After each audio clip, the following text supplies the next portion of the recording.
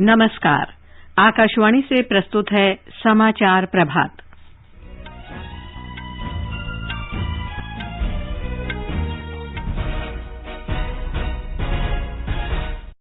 भारत विश्व की बड़ी सैन्य शक्ति बनाने के लिए प्रधानमंत्री नरेंद्र मोदी ने 7 नई रक्षा कंपनी राष्ट्र को समर्पित की। देश में अब तक 97 करोड़ 18 लाख से अधिक कोविड टीके लगाए गए। स्वस्थ होने की दर 98.07% हुई। भारत ने चार्टर्ड उड़ानों से विदेशी यात्रियों को देश में आने की अनुमति दी। अमेरिका पूर्ण टीकाकरण करा चुके विदेशियों को 8 नवंबर से यात्रा करने की अनुमति देगा। जम्मू कश्मीर में 2 मुठभेड़ में सुरक्षा बलों ने 2 आतंकवादी मार गिराए। संयुक्त राष्ट्र सुरक्षा परिषद ने अफगानिस्तान के कंधार में शिया मस्जिद पर आतंकी हमले की कड़ी निंदा की। इस्लामिक स्टेट ने हमले की जिम्मेदारी ली। हिमाचल प्रदेश में भगवान जगन्नाथ की रथ यात्रा के साथ सप्ताह भर का कुल्लू दशहरा आरंभ। माले में आज सैफ फुटबॉल चैंपियनशिप के फाइनल में 7 बार के चैंपियन भारत का सामना नेपाल से। और चेन्नई सुपर किंग्स ने कोलकाता नाइट राइडर्स को 27 रन से हराकर चौथी बार आईपीएल क्रिकेट का खिताब जीता। समाचार प्रभात में फरहत नाज के साथ मैं लवली निगम। भारत कोविड टीकाकरण अभियान के अंतर्गत 100 करोड़ टीके लगाने का लक्ष्य हासिल करने के निकट है। इस महत्वपूर्ण कार्य में योगदान करने वाले चिकित्सकों, नर्सों और अन्य स्वास्थ्य कर्मियों का आकाशवाणी अभिनंदन करता है। इसके साथ ही हम आपको सतर्क भी करना चाहते हैं कि कोविड अभी समाप्त नहीं हुआ है। आप सभी से हमारी अपील है कि यथाशीघ्र दोनों टीके लगवाएं और अन्य लोगों को भी टीके लगवाने के लिए प्रेरित करें। त्योहारों के समय कृपया इन 3 आसान उपायों का पालन अवश्य करें। मास्क पहनें, 2 गज की सुरक्षित दूरी बनाए रखें, हाथ और चेहरा साफ रखें। कोविड से संबंधित कोई भी जानकारी और मार्गदर्शन के लिए राष्ट्रीय हेल्पलाइन नंबर 011-2397-8046 और 1075 पर संपर्क करें। और अब समाचार विस्तार से। प्रधानमंत्री नरेंद्र मोदी ने कहा है कि आत्मनिर्भर भारत अभियान का उद्देश्य देश को अपने दम पर दुनिया की सैन्य शक्ति बनाना है। कल 7 नई रक्षा कंपनी राष्ट्र को समर्पित करते हुए श्री मोदी ने कहा कि 41 आयुध निर्माणियों को 7 कंपनियों में बदलने से रक्षा तैयारियों में देश की आत्मनिर्भरता बढ़ेगी। आत्मनिर्भर भारत अभियान के तहत देश का लक्ष्य भारत को अपने दम पर दुनिया की बड़ी सैन्य ताकत बनाने का है। भारत में आधुनिक सैन्य इंडस्ट्री के विकास का है। पिछले 7 वर्षों में देश ने मेक इन इंडिया के मंत्र के साथ अपने इस संकल्प को आगे बढ़ाने का काम किया है। आज देश के डिफेंस सेक्टर में जितनी ट्रांसपेरेंसी है, ट्रस्ट है और टेक्नोलॉजी ड्रिवन अप्रोच है, उतनी पहले कभी नहीं थी। प्रधानमंत्री ने कहा कि सरकार और सार्वजनिक क्षेत्र ने राष्ट्र की सुरक्षा के लिए हाथ मिलाया है। ये भारतीय अर्थव्यवस्था को मजबूत करेगा और उसे नई ऊंचाइयों तक ले जाएगा। प्रधानमंत्री ने कहा कि स्वतंत्रता प्राप्ति के बाद से देश के रक्षा क्षेत्र में नवाचार में कमी देखी गई। प्रधानमंत्री ने कहा कि ये 7 नई कंपनियां रक्षा क्षेत्र में प्रगति और आत्मनिर्भरता की दिशा में सरकार के प्रयासों में सहायता करेंगी। इन नई कंपनियों के लिए भी देश ने अभी से ही 65,000 करोड़ रुपए के ऑर्डर्स प्लेस किए हैं। ये हमारी डिफेंस इंडस्ट्री में देश के विश्वास को दिखाता है। बढ़ता हुआ विश्वास नजर आ रहा है। एक कंपनी एम्यूनिशन और एक्सप्लोजिव की जरूरतों को पूरा करेगी तो दूसरी कंपनी आर्मी व्हीकल्स मैन्युफैक्चर करेगी। इसी तरह एडवांस वेपन्स और इक्विपमेंट हो, ट्रूप्स कंफर्ट आइटम हो, ऑप्टिकल इलेक्ट्रॉनिक्स हो या पैराशूट, हमारा लक्ष्य है कि भारत की एक कंपनी न केवल इन क्षेत्रों में एक्सपर्टाइज हासिल करे बल्कि एक ग्लोबल ब्रांड भी बने। प्रधानमंत्री ने स्टार्टअप कंपनियों से एक दूसरे के अनुसंधान और विशेषज्ञता का लाभ उठाते हुए इस नई यात्रा में साथ आने का आग्रह किया। स्किल और इकोसिस्टम से मिलकर आज नए भारत की नींव रख रहे हैं। स्टार्टअप इंडिया की सफलता हमारे सामने है।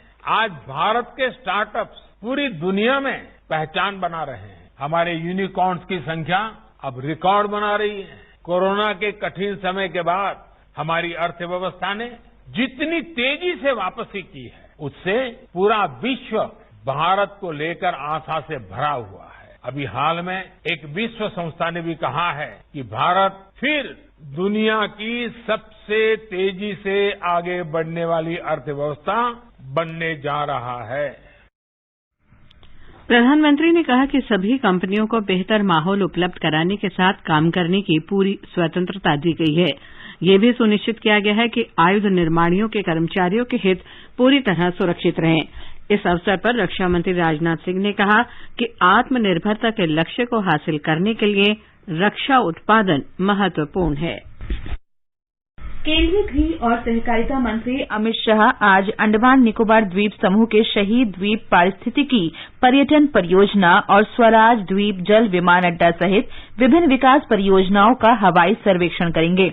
इसके बाद वे नेताजी सुभाष चंद्र बोस द्वीप जाएंगे और सार्वजनिक समारोह में भाग लेंगे। वहां वे विभिन्न विकास परियोजनाओं का उद्घाटन और आधारशिला भी रखेंगे। गृहमंत्री ने कल पोर्ट ब्लेयर में राष्ट्रीय स्मारक सेल्यूलर जेल का दौरा किया और शहीदों को श्रद्धांजलि अर्पित की। वे वीर सावरकर की कारावास कोठरी में भी गए और उन्हें श्रद्धा सुमन अर्पित किए। श्री शाह ने लोगों से सेल्यूलर जेल देखने का आग्रह किया। वीर सावरकर को वीर की उपाधि कोई सरकार ने नहीं दी, कोई प्रशासन ने नहीं दी। 130 करोड़ की जनता ने मन से सावरकर जी के आगे वीर शब्द को जोड़ा है।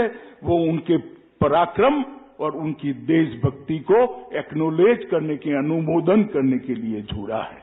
आज कुछ लोग सावरकर जी के जीवन पर सवाल उठा रहे हैं। बड़ा दुख होता है कि जिस व्यक्ति को एक ही जीवन में 2 जन्म टिप की सजा हुई, उस व्यक्ति की देशभक्ति पर आप सवाल उठा रहे हैं। जिस व्यक्ति ने टिम्मर से छलांग लगाकर भारत के लिए लड़ने का फैसला किया, फ्रांस की धरती पर जाने का फैसला किया, उस व्यक्ति की वीरता पर आप प्रश्न चिन्ह उठा रहे हैं। अरे शर्म करो भाई, एक बार यहां आकर ये तीर्थ स्थान की मुलाकात ले लो तो मन में से सारी शंकाओं का निर्मूलन होगा। गृहमंत्री ने सेल्यूलर जेल परिसर के अग्रद्वार पर पट्टिका का अनावरण भी किया। श्री शाह ने कहा कि सेल्यूलर जेल सर्वोच्च बलिदानों की भूमि है। मेरे जीवन में मुझे दूसरी बार आजादी के तीर्थ स्थल पर आने का मौका मिला है। मैं जब जब यहां आता हूं एक नई ऊर्जा और प्रेरणा प्राप्त कर वापिस जाता हूं, क्योंकि ये वो जगह है जहां पर अनेक नामी अनामी स्वतंत्र सेनानियों ने अनमानवीय टॉर्चर सहा है, अपना सर्वस्व बलिदान किया है। सभी यातनाओं को सहने के बावजूद भी जाते वक्त भी वंदे मातरम और भारत माता के जय घोष के साथ वो वापिस गए। श्री शाह अंडमान निकोबार द्वीप समूह के 3 दिन के दौरे पर कल पोर्ट ब्लेयर पहुंचे। राष्ट्रव्यापी कोविड टीकाकरण अभियान के अंतर्गत अब तक 97 करोड़ 18 लाख 60 हजार से अधिक टीके लगाए जा चुके हैं। 69 करोड़ 37 लाख से अधिक लोगों ने पहला, जबकि 27 करोड़ 81 लाख से अधिक लोगों ने दोनों टीके लगवा लिए हैं। देश में स्वस्थ होने की दर 98.07% हो गई है। भारत ने चार्टर्ड उड़ानों से विदेशी यात्रियों को देश में आने की अनुमति दे दी है। चार्टर्ड उड़ानों के अलावा अन्य विमानों से भारत आने वाले यात्रियों को नए पर्यटक वीजा पर 15 नवंबर से ही भारत आने की अनुमति होगी। केंद्रीय गृह मंत्रालय ने 7 अक्टूबर को ये घोषणा की थी कि महामारी के कारण वीजा और अंतर्राष्ट्रीय यात्रा पर प्रतिबंधों में ढील दी जाएगी। विभिन्न सुझावों पर विचार करते हुए गृह मंत्रालय ने भारत आने वाले विदेशियों को नए पर्यटन वीजा पर 15 अक्टूबर से अनुमति देने का फैसला किया। अमेरिका पूर्ण टीकाकरण करा चुके विदेशी नागरिकों के लिए 8 नवंबर से यात्रा प्रतिबंध हटा लेगा। अमेरिकी राष्ट्रपति कार्यालय व्हाइट हाउस ने कल रात ये घोषणा की। 8 नवंबर से भारत, ब्रिटेन, आयरलैंड, दक्षिण अफ्रीका और ब्राजील के साथ साथ यूरोप के 26 शेंगेन देशों ने हवाई मार्ग से आने वाले और कोविड वैक्सीन की पूरी डोज ले चुके यात्रियों को प्रवेश की अनुमति दी जाएगी। अमेरिका के स्वास्थ्य प्राधिकरणों ने कहा कि खाद्य और औषध प्रशासन तथा विश्व स्वास्थ्य संगठन से अनुमोदित सभी वैक्सीन हवाई मार्ग से प्रवेश के लिए स्वीकृत मानी जाएंगी। कनाडा या मैक्सिको भूमि सीमा से अमेरिका आने वाले जिन यात्रियों ने कोविड रोधी टीके नहीं लगाए हैं उनका प्रवेश अभी प्रतिबंधित रहेगा। कोरोना संक्रमण की रोकथाम के लिए सीमा मार्ग से गैर जरूरी यात्रियों के प्रवेश पर मार्च 2020 से प्रतिबंध जारी है। गैर अमेरिकी नागरिकों की यात्रा पर पाबंदी सबसे पहले जनवरी 2020 में चीन से हवाई मार्ग से आने वाले यात्रियों पर लगाई गई थी। इसके बाद इसे बढ़ाकर अन्य कई देशों पर लागू किया गया था। और अब आगे बढ़ने से पहले एक नजर मुख्य समाचारों पर।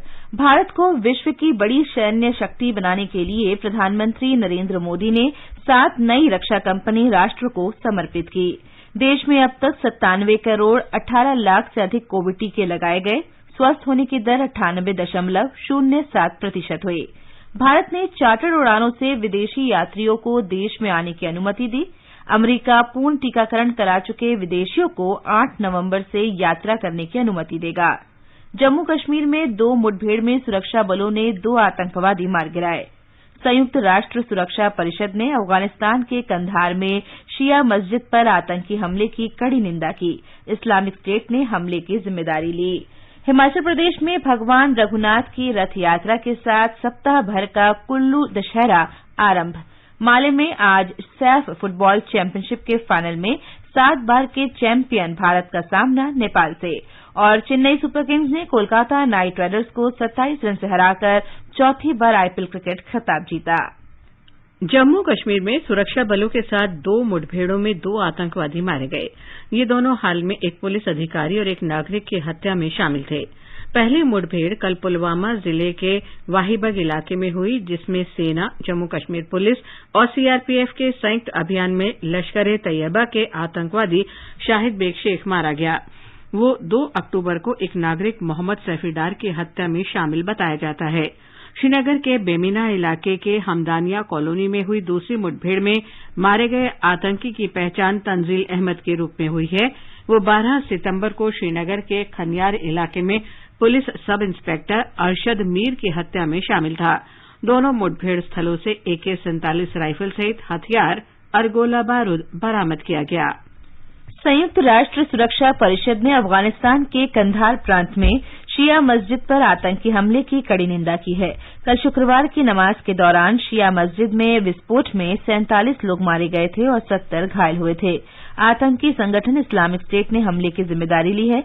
संयुक्त राष्ट्र सुरक्षा परिषद ने एक वक्तव्य में मारे गए लोगों के परिजनों के प्रति गहरी संवेदना व्यक्त की और घायलों के शीघ्र स्वस्थ होने की कामना की है। सुरक्षा परिषद के सदस्यों ने सभी प्रकार के आतंकवाद को अंतर्राष्ट्रीय शांति और सुरक्षा के लिए सबसे गंभीर चुनौती बताया।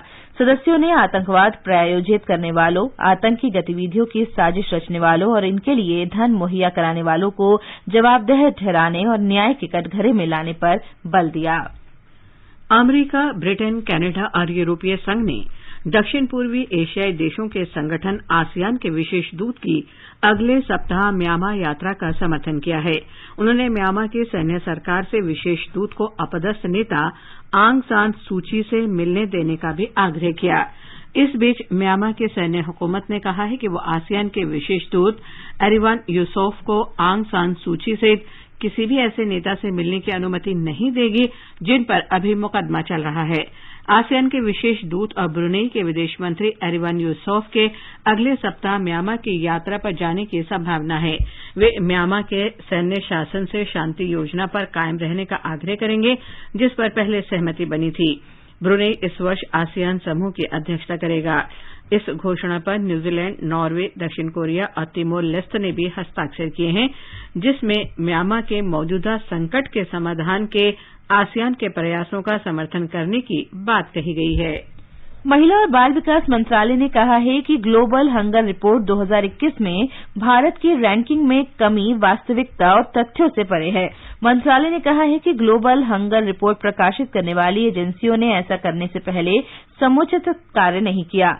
मंत्रालय ने खाद्य और कृषि संगठन की कार्यप्रणाली को अवैज्ञानिक बताया है। मंत्रालय ने कहा कि रिपोर्ट कोविड महामारी के दौरान समूची आबादी की खाद्य सुरक्षा सुनिश्चित करने के लिए सरकार के बड़े पैमाने पर प्रयासों से पूरी तरह अनदेखी करती है। कोविड महामारी से उत्पन्न चुनौतियों से निपटने के लिए सरकार ने प्रधानमंत्री गरीब कल्याण अन्न योजना और आत्मनिर्भर भारत योजना जैसी राष्ट्रव्यापी योजनाओं को लागू किया है। मंत्रालय ने कहा कि 100 से कम श्रमिकों वाले संगठित क्षेत्र के व्यवसायों में सरकार ने अप्रैल से जून 2020 तक 15,000 रुपये से कम वेतन पाने वाले कामगारों के पीएफ खातों में मासिक वेतन का 24% योगदान किया। 1 अप्रैल 2020 से मनरेगा योजना के अंतर्गत मजदूरी में 20 रुपये की वृद्धि की गई, जिससे प्रत्येक श्रमिक को सालाना अतिरिक्त 2,000 रुपये का लाभ मिला।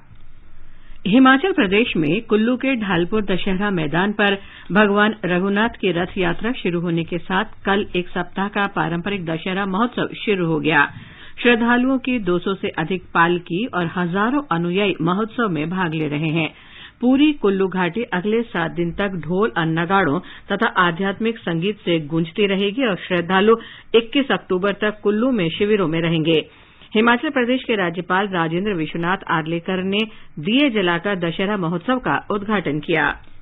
प्रसार भारती पुरानी एनालॉग डीडी टेरेस्ट्रियल ब्रॉडकास्ट व्यवस्था को चरणबद्ध रूप से समाप्त कर रहा है।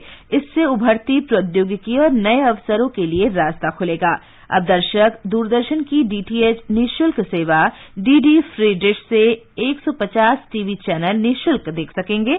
इनमें दूरदर्शन के सभी चैनल तथा विभिन्न निजी और शैक्षणिक टीवी चैनल शामिल हैं। किसी भी जानकारी के लिए दर्शक कार्य दिवसों पर सुबह 10 बजे से शाम 6 बजे तक टेलीफोन नंबर 011-2580-6200 पर संपर्क कर सकते हैं।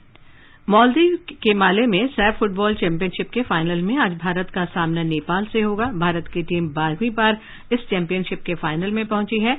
नेपाल की टीम पहली बार फाइनल में पहुंची है। भारत 7 बार ये खिताब जीत चुका है। इस मैच में शानदार फॉर्म में चल रहे सुनील छेत्री से एक बार फिर अच्छे प्रदर्शन की उम्मीद रहेगी। वहीं चेन्नई सुपर किंग्स ने आईपीएल क्रिकेट का खिताब चौथी बार जीत लिया है। दुबई में देर रात फाइनल में चेन्नई ने कोलकाता नाइट राइडर्स को 27 रन से हराया। चेन्नई ने निर्धारित 20 ओवर में 3 विकेट पर 192 रन बनाए। आजादी का अमृत महोत्सव के अंतर्गत आइए अब सुनते हैं आकाशवाणी की विशेष प्रस्तुति आजादी का सफर। आजादी का अमृत महोत्सव।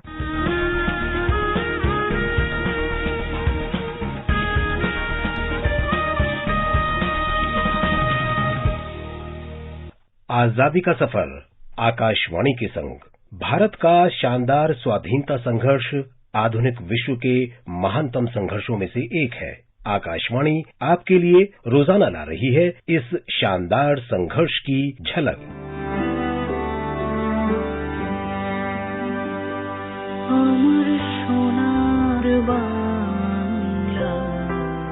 आज हम बात करेंगे अंग्रेजों की फूट डालो और राज करो नीति की। ब्रिटिश साम्राज्य के विरुद्ध राष्ट्रवादी हिंदू मुस्लिम एकता को तोड़ने और सांप्रदायिक आधार पर बंगाल का विभाजन कर पूर्वी और पश्चिमी बंगाल बनाने के लिए अंग्रेजों ने ये नीति अपनाने का फैसला किया था। लोग एकजुट होकर इसके विरोध में उठ खड़े हुए और रविंद्रनाथ ठाकुर के गीत अमार सोनार बांग्ला ने एक नया अर्थ ग्रहण किया। अमार सोनार बांग्ला आमी तोमाय भालोबाशी, चिरदिन तोमार आकाश तोमार बातास आमार प्राणी बाजाए बांशी। ब्रिटिश भारत में 1765 से ही बंगाल, बिहार और ओडिशा एक प्रांत में थे, लेकिन विभाजन के सूत्रधार भारत के वायसराय लॉर्ड कर्जन ने ओडिशा और बिहार को तोड़ने तथा बंगाल के 15 पूर्वी जिलों को असम में मिलाकर पूर्वी प्रांत बनाने और ढाका को उसका केंद्र बनाने की साजिश रची। उसने सोचा था कि बंगाल के विभाजन से राष्ट्रवादी आंदोलन कमजोर हो जाएगा और राष्ट्रवादियों में फूट पड़ जाएगी। 19 जुलाई 1905 को विभाजन की कर्जन की घोषणा के बाद प्रांत में व्यापक राजनीतिक विरोध शुरू हो गया, क्योंकि ज्यादातर बंगाली लोगों ने ब्रिटेन की इस योजना को घृणा से देखा और विभाजन को अपनी मातृभूमि का अपमान माना।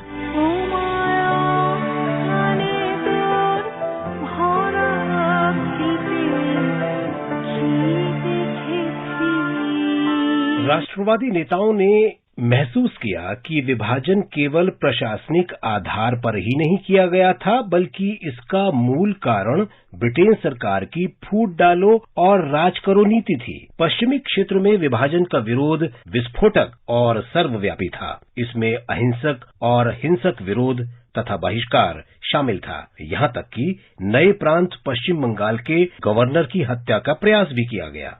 सुरेंद्र नाथ बैनर्जी सबसे महत्वपूर्ण जन नेताओं में शामिल थे, जो बंगाल के अगुवा रहे, राजनीतिक दलों को एकजुट किया, याचिकाएं दायर की और बंगाल एवं भारत भर में अत्यधिक जन समर्थन जुटाया। भारत के महानतम कवि रविंद्रनाथ ठाकुर ने जब विभाजन के दिन को राष्ट्रीय शोक दिवस के रूप में मनाने की घोषणा की, तो विभाजन का विरोध चरम पर पहुंच गया। उस दिन बंगाल के घरों में किसी ने खाना नहीं पकाया। बंगाली हिंदुओं और मुसलमानों के बीच रिश्ते को मजबूत करने के लिए ठाकुर ने हिंदुओं और मुसलमानों से एक दूसरे को राखी बांधने की अपील की, ताकि दोनों के बीच सुरक्षा का आजीवन बंधन कायम हो और जिसे कोई न तोड़ सके।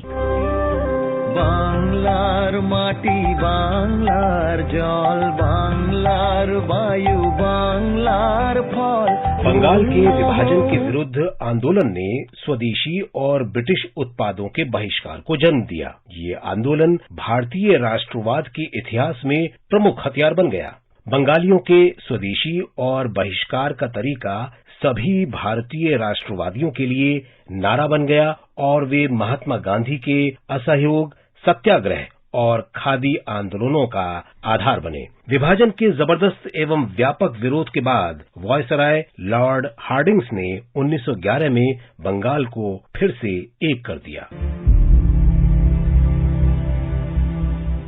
16 अक्टूबर को महान स्वाधीनता सेनानी और राजनेता गणेश घोष की पुण्यतिथि भी है। उनका जन्म बंगाल प्रांत में जेसोर जिले के बिंदोपुर गांव में हुआ था। अंग्रेजों ने माणिक तला बम मामले में घोष को गिरफ्तार कर लिया और 1924 में 3 वर्ष के लिए जेल भेज दिया। जेल से रिहा होने के बाद घोष चिट्टगोंग जुगांतर पार्टी में शामिल हो गए और वो 18 अप्रैल 1930 को सूर्यसेन और अन्य क्रांतिकारियों के साथ चिट्टगोंग हथियारों की लूट में भी शामिल थे। बाद में घोष को चंदन नगर में गिरफ्तार कर लिया गया और 1932 में उन्हें आजीवन कारावास की सजा हुई तथा अंडमान की सेलुलर जेल भेज दिया गया। 1946 में उन्हें रिहा कर दिया गया और स्वतंत्रता के बाद वो भारतीय कम्युनिस्ट पार्टी के नेता बन गए। 16 अक्टूबर 1994 को 94 वर्ष की आयु में गणेश घोष का निधन हो गया। राष्ट्र के प्रति प्रेम के लिए महान स्वाधीनता सेनानी गणेश घोष को नमन। आज बस इतना ही। आजादी का सफर आकाशवाणी के संग। कल फिर मिलेंगे नई कड़ी के साथ।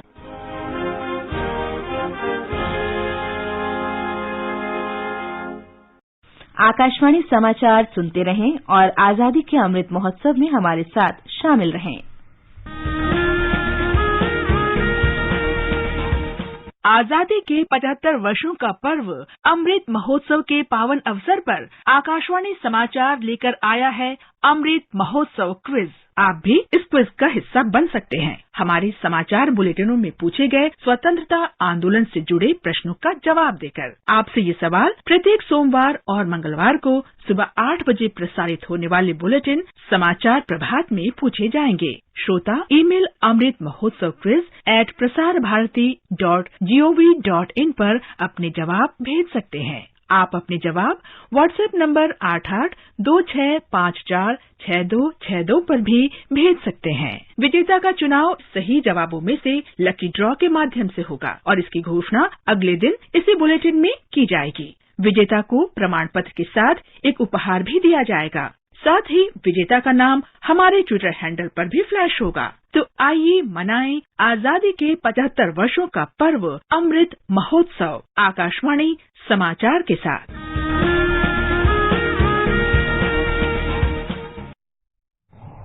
और अब एक नजर आज के मौसम पर। सबसे पहले देश के 4 महानगरों के मौसम का हाल। राजधानी दिल्ली में बादल छाए रहेंगे, हल्की बारिश।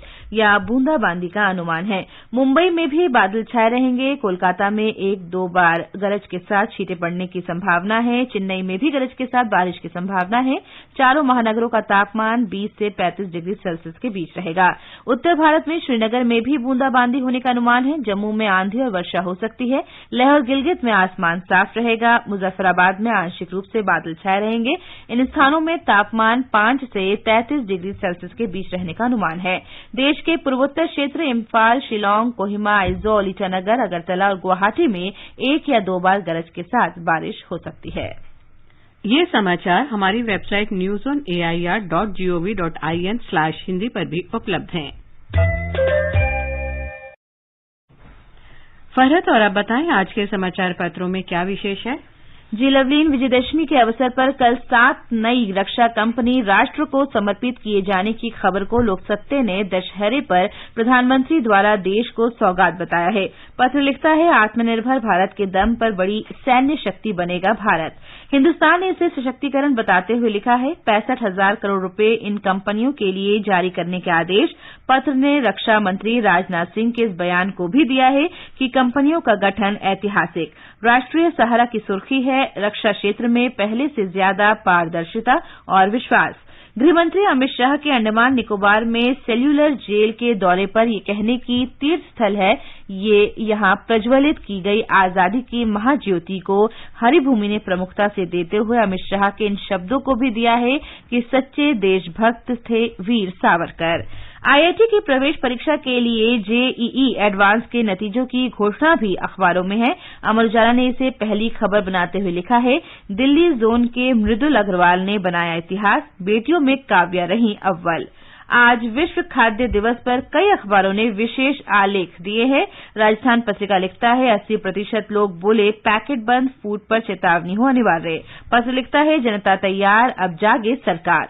उधर अमर उजाला की सुर्खी है, देश में हर साल 40% खाद्य पदार्थ खराब। और अंत में मुख्य समाचार एक बार फिर। भारत को विश्व की बड़ी सैन्य शक्ति बनाने के लिए प्रधानमंत्री नरेंद्र मोदी ने 7 नई रक्षा कंपनी राष्ट्र को समर्पित की। देश में अब तक 97 करोड़ 18 लाख से अधिक कोविड टीके लगाए गए। स्वस्थ होने की दर 98.07% हुई। भारत ने चार्टर्ड उड़ानों से विदेशी यात्रियों को देश में आने की अनुमति दी। अमेरिका पूर्ण टीकाकरण करा चुके विदेशियों को 8 नवंबर से यात्रा करने की अनुमति देगा। जम्मू कश्मीर में 2 मुठभेड़ में सुरक्षा बलों ने 2 आतंकवादी मार गिराए। संयुक्त राष्ट्र सुरक्षा परिषद ने अफगानिस्तान के कंधार में शिया मस्जिद पर आतंकी हमले की कड़ी निंदा की। इस्लामिक स्टेट ने हमले की जिम्मेदारी ली। हिमाचल प्रदेश में भगवान रघुनाथ की रथ यात्रा के साथ सप्ताह भर का कुल्लू दशहरा आरंभ। माले में आज सैफ फुटबॉल चैंपियनशिप के फाइनल में 7 बार के चैंपियन भारत का सामना नेपाल से, और चेन्नई सुपर किंग्स ने कोलकाता नाइट राइडर्स को 27 रन से हराकर चौथी बार आईपीएल का खिताब जीता। इसके साथ ही समाचार प्रभात का ये अंक समाप्त हुआ। नमस्कार।